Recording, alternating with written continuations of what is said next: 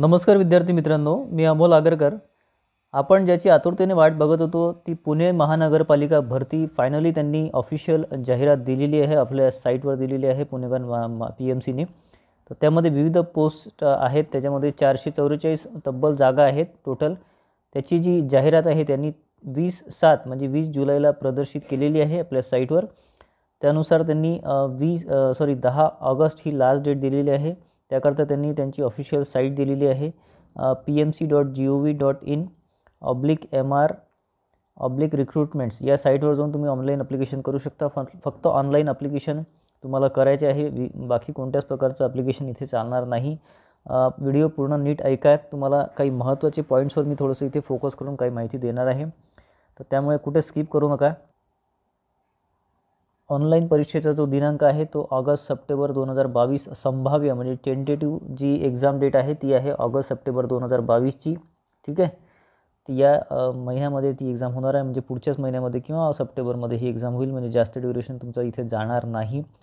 त्यामध्ये पहिलं जे पद दिलं आहे मित्रांनो ते आहे सहाय्यक विधी अधिकारी म्हणजे लॉ ऑफिसर, क्लास 2 मध्ये हे येतं। त्यामध्ये फक्त 4 पोस्ट त्यांनी दिलेले आहे। नंतरची महत्त्वाची पोस्ट आहे लिपिक टंकलेखक, याच्या सगळ्यात जास्त जागा आहे, तब्बल 200 जागा यांनी दिलेल्या आहे। त्यामध्ये विविध समांतर आरक्षण म्हणजे हॉरिझॉन्टल व्हर्टिकल रिझर्वेशन यांनी दिलेलं आहे। त्यामध्ये तुम्ही आपापल्या कॅटेगरीनुसार इथे बघू शकता की तुमच्या किती जागा येतात। त्यानंतर बघा कनिष्ठ अभियंता स्थापत्य म्हणजे सिव्हिल इंजिनिअरिंग करता किंवा सिव्हिल डिप्लोमा करता या वॅकन्सी आहे, त्याच्यामध्ये 135 जागा आहेत टोटल। त्यानंतर कनिष्ठ अभियंता यांत्रिकी म्हणजे मेकॅनिकलसाठी हे वर्ग 3 मध्ये येतं, त्यामध्ये 5 जागा आहे फक्त। त्यामध्ये कनिष्ठ अभियंता वाहतूक नियोजन, ठीक आहे, याच्यामध्ये त्यांनी 4 जागा दिलेल्या आहे, ही सुद्धा श्रेणी 3 म्हणजे क्लास 3 मध्ये येते। त्यामध्ये सहाय्यक अतिक्रमण निरीक्षण ही अतिशय महत्त्वाची पोस्ट आहे, क्लास 3 मध्ये आहे। त्याच्यामध्ये 100 जागा यांनी दिलेल्या आहे। बऱ्यापैकी जागा ज्या आहेत ते लिपिक आणि सहाय्यक अतिक्रमण निरीक्षक आणि सिव्हिल इंजिनियर यांच्या जागा जास्त आहेत। त्यामध्ये तुम्ही सगळे आपल्या कॅटेगरी वाईज इथे रिझर्वेशन बघू शकता। त्यानंतर महत्त्वाचं बघा, इथे यांनी पदनामे आणि कर्तव्य जबाबदारी दिलेली आहे, या पोर्शनवर थोडंसं लक्ष द्या। लिपिक टंकलेखक यांचं काम त्यांनी दिलेलं आहे, महानगरपालिकेतील लिपिक संवर्गाची सर्व कर्तव्ये पार पाडणे, महानगरपालिकेच्या कार्यनियमावलीनुसार कामे करणे, ठीक आहे, लिपिक आणि टंकलेखक।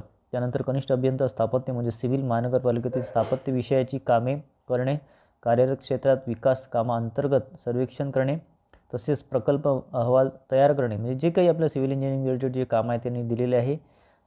नाही यांची देखरेख करणे, कामांचा दर्जा तपासणे म्हणजे क्वालिटी टेस्टिंग वगैरे सगळं महानगरपालिकेच्या कार्यानुसार कामे करणे, ठीक आहे, त्यांनी जे नियम दिलेले आहे त्यानुसार कामे करणे, ठीक आहे। ते हे बऱ्याचशा इथे पॉईंट दिले आहे। आता महत्त्वाचं पॉईंट बघा, सॅलरी स्ट्रक्चर हे अतिशय चांगलं आहे। त्याच्यामध्ये विधी व सेवा जे दिलेलं आहे सहाय्यक विधी अधिकारी त्यांना S15 मध्ये येतं, सगळ्यात जास्त त्यांचं स्किल दिलेलं आहे क्लास 2 मध्ये येत असल्यामुळे। तर याचं बघा 41,800, ठीक आहे, 41,800 हे स्टार्टिंग पॅकेज आहे आणि 1,32,300 म्हणजे हे तुमचं जे वाढत जाते, तुमचं जे काही इन्क्रिमेंट होतं दरवर्षी त्याच्यानुसार पुढे वाढत 1,32,000शी आपला काही संबंध नसतो। हे जे पहिलं स्ट्रक्चर असतं ते आहे 41,800 प्लस त्याच्यामध्ये DA, TA, HRA, बाकी अलाउन्सेस, एंटरटेनमेंट अलाउन्स, तुमचे बाकीचे अलाउन्सेस असतात। तर माझ्या अंदाजाने हे साधारण तुमचं जाईल एक साधारण बघा एक 70-75, हो 70-75पर्यंत जाईल, 70पर्यंत तरी ॲटलिस्ट कमीत कमी हे सॅलरी स्ट्रक्चर तुमचं जाईल, 70,000पर्यंत विधी सेवा याच्यामध्ये श्रेणीमध्ये। त्यानंतर बघा लिपिक टंकलेखक जे आहे त्यांचं 19,900 आहे आणि फायनल आहे 63,200। तर फायनलचं काय आपल्याला ते घेण्यात येणार नसतं, त्यामुळे कसं आहे की 19,900 म्हणजे हे साधारण जाईल तुमचं 35पर्यंत, साधारण 32 ते 35च्या घरामध्ये सॅलरी जाईल तुमची टोटल सॅलरी। याच्यामध्ये DA वरच्यावर वाढत राहतो, इन्क्रिमेंट होत राहतं, त्यामुळे ते वरच्यावर तुमची हे होत राहते, इन्क्रिमेंट होत राहते, वाढत राहते सॅलरी। त्यानंतर अभियांत्रिकी सेवा 3 मध्ये जे काही येते स्थापत्य यांत्रिकी आणि वाहतूक नियोजन याच्यामध्ये S14 मध्ये येतं 38,600। तर त्याच्यामध्ये 38,600 म्हणजे जेव्हा तुम्ही जॉईन होता तेव्हा तुम्हाला ही बेसिक स्किल लागू पडते। याचं टोटल जे अलाउन्सेस धरून तुमचं अंदाजे जाईल हे 65पर्यंत म्हणजे 60 प्लस जाईल, कमीत कमी 60 तरी जाईलच, ॲटलिस्ट 55 to 60 जाईल, ठीक आहे। आणि तांत्रिक सेवा श्रेणी 3 म्हणजे सहाय्यक अतिक्रमण निरीक्षण हे जे 100 जागा आहे त्याच्या आहे आय थिंक 29,200 थोडंसं यांची कॉपी यांनी ब्लर दिलेली आहे, 29,200 दिलं आहे। तर हे जाईल 50च्या रेंजमध्ये राहील, जवळपास 45 to 50च्या रेंजमध्ये जाईल हे, ठीक आहे. त्यानंतर बघा, यांनी महत्त्वाचा आपला भाग असा येतो की याच्यामध्ये त्यांनी प्रत्येकाचं क्वालिफिकेशन दिलेलं आहे. मिनिमम क्वालिफिकेशन काय लागतं. मला बरेच विद्यार्थ्यांचे प्रश्न होते की सर वेगवेगळ्याला काय क्वालिफिकेशन लागेल वगैरे. त्याच्यामध्ये विधी सेवा जी आहे दिलेली आहे, विधी सेवा म्हणजे लॉ ऑफिसर. त्याच्यामध्ये मान्यताप्राप्त विद्यापीठाची विधी शाखेची पदवी म्हणजे LLB, ठीक आहे, किंवा LLM असेल तर ठीक आहे, किंवा मग LLB. आणि ब दिला आहे शासकीय, निमशासकीय, स्थानिक स्वराज्य संस्थे न्यायालयीन कामाशी संबंधित पदाचा किमान 5 वर्षाचा अनुभव, ठीक आहे. यांनी म्हणजे 5 वर्ष किंवा 3 वर्ष वकिलाचा अनुभव मागितला आणि हे कंपल्सरी आहे, हे ऑरमध्ये नाही आहे, ठीक आहे. हे कंपल्सरी आहे, म्हणजे तुम्हाला LLB प्लस 3 वर्ष किंवा 5 वर्षाचा अनुभव इथे आवश्यक आहे. त्यानंतर लिपिक टंकलेखक, त्याच्यामध्ये SSC म्हणजे 10th उत्तीर्ण किंवा समकक्ष. त्यानंतर मराठी तुम्हाला लागेल टायपिंग 30 शब्द पर मिनिट आणि इंग्लिश लागेल 40 शब्द पर मिनिट. हे त्यांचं एक कमीत कमी एक तुम्हाला क्रायटेरिया आहे. त्यानंतर MSCIT उत्तीर्ण किंवा DOE-ACC उत्तीर्ण झाले प्रमाणपत्र हे आवश्यक आहे. बरं, MSCIT आणि टायपिंग आवश्यक आहे.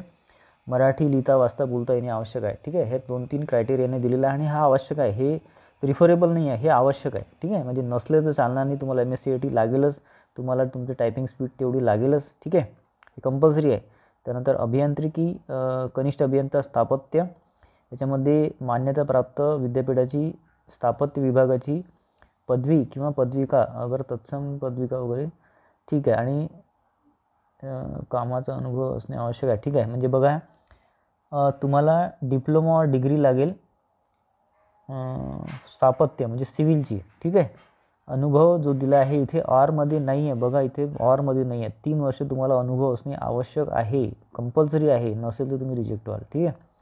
त्यानंतर मेकॅनिकलसाठी म्हणजे कनिष्ठ अभियंता यांत्रिकीसाठी मान्यताप्राप्त विद्यापीठाची यांत्रिकी किंवा ऑटोमोबाईल इथे आवश्यक, म्हणजे त्यांनी दिलेला आहे ऑप्शन. अभियांत्रिकी शाखेची पदविका चालेल, ठीक आहे. स्थापत्य विभागाची पदवी किंवा पदविका, आणि इथे यांनी अभियांत्रिकी शाखेची पदविका म्हटलं आहे यांनी, ठीक आहे. डिप्लोमा म्हटलं आहे, ओके. म्हणजे मेकॅनिकल और ऑटोमोबाईल डिप्लोमा म्हटलं आहे यांनी इथे, आणि वरच्या याच्यामध्ये त्यांनी पदवी और पदविका म्हटलेलं आहे, ठीक आहे. किमान 5 वर्षाचा अनुभव लागेल. प्राधान्य म्हटलं आहे, ओके. प्राधान्य प्रिफरन्स आहे, कंपल्सरी नाही. किंवा अच्छा ठीक आहे, खाली यांनी दिलेलं आहे म्हणजे डिप्लोमा आणि डिग्री दोन्ही चालेल. इथे पण सिव्हिल इंजिनिअरिंग किंवा डिप्लोमा चालेल, आणि इथे सुद्धा मेकॅनिकल डिप्लोमा डिग्री चालेल. 5 वर्ष इथे प्राधान्य म्हटलं आहे, तुम्हाला कंपल्सरी म्हटलेलं नाही. इथे त्यांनी 3 वर्ष अनुभव असणे आवश्यक आहे असं म्हटलं आहे सिव्हिलमध्ये, ठीक आहे. त्यानंतर कनिष्ठ अभियंता वाहतूक मान्यताप्राप्त विद्यापीठाची BE स्थापत्य किंवा BTech स्थापत्य किंवा आर्किटेक्चर, BE आर्किटेक्चर लागेल. ME transportation highway, MTech transportation highway engineering. तांत्रिक सेवा सहाय्यक अतिक्रमण निरीक्षक, यामध्ये माध्यमिक शालांत म्हणजे SSC लागेल, किंवा म्हणजे SSC पाहिजे फक्त. शासनाकडील सर्वेअर कोर्स अगर किंवा ओव्हरसियर कोर्स अथवा तत्सम कोर्स आवश्यक आहे, ठीक आहे. उत्तीर्ण अनुभव सर्वेअर कामाचा 5 वर्षाचा अनुभव असल्यास प्राधान्य आहे, प्रिफरन्स आहे, हां, कंपल्सरी नाही आहे, हे लक्षात घ्या. PDF आपल्या टेलिग्राम चॅनलवर देतो आहे, इंजिनियर अमोल टेलिग्राम चॅनलवर आपण इथे देतो आहे. त्यामध्ये एज लिमिट जे आहे हे सगळ्यांना त्यांनी प्लेन दिलेलं आहे, म्हणजे एकसारखं दिलेलं आहे. कमीत कमी 18 वर्ष कंप्लीट असणं आवश्यक आहे, ठीक आहे. तुमचे 18 वर्ष लागलं हे चालत नाही, 18 वर्ष कंप्लीट पाहिजे. ते 38 म्हणजे ओपनसाठी 38, OBC SC ST वगैरे 43. कंडिशन्स अतिशय महत्त्वाचे आहेत, त्याच्यामध्ये 45%. एक बघा 5वा पॉईंट आहे, उमेदवाराची निवड गुणवत्तेच्या आधारे केली जाईल. गुणवत्ता यादीत अंतर्भाव करण्यासाठी उमेदवारांना एकूण गुणांचे 45% प्राप्त करणे आवश्यक आहे, म्हणजे मिनिमम 45% मार्क तुम्हाला लागतील. त्यानंतर तुमचं जे मार्किंग आहे त्याची यादी संकेतस्थळावर प्रसिद्ध करण्यात येईल, म्हणजे ऑफिशियल साईटवर प्रसिद्ध करण्यात येईल, ठीक आहे. परीक्षा शुल्क बघा, खुल्या प्रवर्गासाठी 1000 आणि मागासवर्गीय विद्यार्थ्यांसाठी 800. अतिशय जास्त शुल्क यांनी आकारण्यात आलं आहे. इथे सर्वसाधारण सूचना दिलेल्या आहेत, त्या तुम्ही वाचणं अपेक्षित आहे.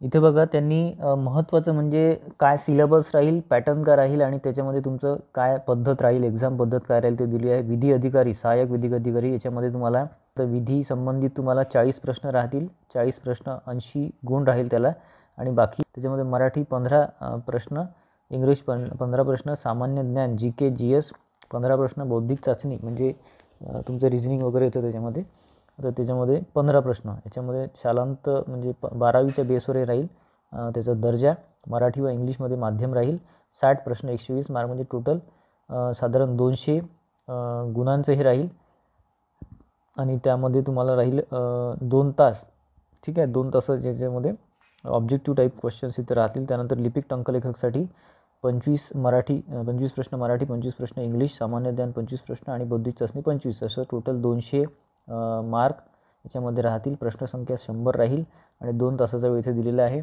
कनिष्ठ अभियंता स्थापत्य, यांत्रिकी आणि वाहतूकसाठी बघा मराठी 15, इंग्लिश 15, सामान्य ज्ञान 15 आणि बौद्धिक चाचणी 15. याच्यामध्ये तुम्हाला 60 प्रश्न 120 मार्क आणि टेक्निकल म्हणजे तुमचं जे काही ब्रांच आहे त्याचे रिलेटेड जे प्रश्न राहतील ते 40 प्रश्न 80, ठीक आहे. त्यासाठी 2 तास तुम्हाला देण्यात आलेले आहेत. त्याच्यामध्ये अतिक्रमण निरीक्षक, सहाय्यक अतिक्रमण निरीक्षक, त्यामध्ये मराठी 15, इंग्लिश 15, सामान्य ज्ञान 15, बौद्धिक चाचणी 15, 60 प्रश्न 120 मार्क 2 तास आणि यांत्रिक विषयी जे प्रश्न आहे टेक्निकल रिलेटेड 40 प्रश्न 80 मार्क. याच्यामध्ये तुम्हाला जे त्यांनी सर्वेअर वगैरेचं मागितलं आहे ते टेक्निकल तुमच्या रिलेटेड तुम्हाला प्रश्न येतील त्यामध्ये, ठीक आहे. याच्यामध्ये त्यांनी बघा परीक्षा केंद्र ही संभाव्य दिली आहे पुणे, औरंगाबाद, अमरावती, नागपूर, मुंबई, नवी मुंबई आणि ठाणे.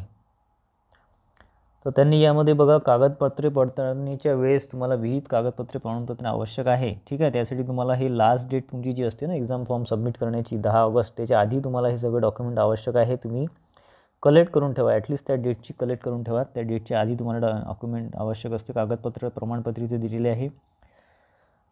स्वयं घोषणापत्र, SSC अथवा तत्सम शैक्षणिक पात्रता, वयाचा पुरावा, शैक्षणिक म्हणजे बोर्ड सर्टिफिकेट असतं वयाचा पुरावा किंवा TC असते, शैक्षणिक अर्हता इत्यादींचा पुरावा, त्यानंतर आर्थिकदृष्ट्या दुर्बल घटकातील असल्याबाबतचा पुरावा, त्यानंतर एक जात वैधता प्रमाणपत्र आवश्यक आहे. वैध नॉन क्रिमिनल म्हणजे व्हॅलिड नॉन क्रिमिनल तुम्हाला करंट इयरचं लागेल ते. पात्र दिव्यांगी व्यक्ती असल्यास पुरावा, पात्र माजी सैनिक असल्यास पुरावा, खेळाडूसाठी आरक्षणाचं पात्र असल्यास पुरावा, अनाथ याचा असल्याचा पुरावा. म्हणजे हे सगळे डॉक्युमेंट तुम्हाला आवश्यक आहे, तुम्ही वाचू शकता इथे सगळे. हे भरपूर कंडिशन मित्रांनो इथे दिलेले आहे. तर अतिशय चांगली संधी इथे आपल्याला PMCने दिलेली आहे. स्पेशली जे लिपिक टंकलेखक आहे 200 जागा आणि अतिक्रमण निरीक्षक याच्या 100 जागा, बऱ्यापैकी जागा इथे दिल्या आणि SSC क्वालिफिकेशन आहे. बाकी टायपिंग टेस्ट वगैरे तुम्हाला लागेल, MSc लागेल आणि बाकी तुमचं सिव्हिल इंजिनियरसाठी चांगला ऑपॉर्च्युनिटी आहे. इलेक्ट्रिकल इंजिनियरसाठी यांनी इथे ऑपॉर्च्युनिटी दिली नाही आहे, जागा दिलेल्या नाही आहे. तर ती थोडीशी एक सॅड बाब आहे याच्याबद्दल, या जाहिरातीबद्दल. 10 ऑगस्टपर्यंत तुम्हाला इथे फॉर्म भरण्याची यांनी तारीख दिलेली आहे. त्याआधी तुम्हाला लवकरात लवकर फॉर्म भरणे अपेक्षित आहे, परंतु कुठल्याच प्रकारची घाई करू नका. व्यवस्थित ॲड पूर्णपणे वाचा, डॉक्युमेंटेशन तुमचं जे काही ऑनलाईन ॲप्लिकेशनमध्ये त्यांनी मागितलेलं आहे ते व्यवस्थित फॉर्म भरा. आणि या रिलेटेड काही तुमचे महत्त्वाचे प्रश्न असतील तर प्लीज कमेंट बॉक्समध्ये कमेंट करा. जी काही तुम्हाला माहिती लागली तर मी तुम्हाला तिथे कमेंट बॉक्समध्ये रिप्लाय द्यायचा प्रयत्न करतो. अन्यथा अदरवाईज तुम्ही आपल्या टेलिग्राम चॅनलवर तुम्हाला याची PDF मिळेलच, तुम्ही डिटेलमध्ये PDF वाचू शकता, ठीक आहे. तर बऱ्यापैकी तुम्हाला गुड न्यूज मिळाली असेल तर प्लीज व्हिडिओला लाईक करा आणि शेअर करा आणि आपल्या चॅनलला नक्की सबस्क्राईब करून ठेवा. याच्या पुढचे जे व्हिडिओज आहे PMC रिलेटेड, सिलेबस रिलेटेड किंवा जे काही डिटेल सिलेबस वगैरे आहे त्या रिलेटेड आपण पुढचा व्हिडिओ घेऊच, ठीक आहे. धन्यवाद मित्रांनो.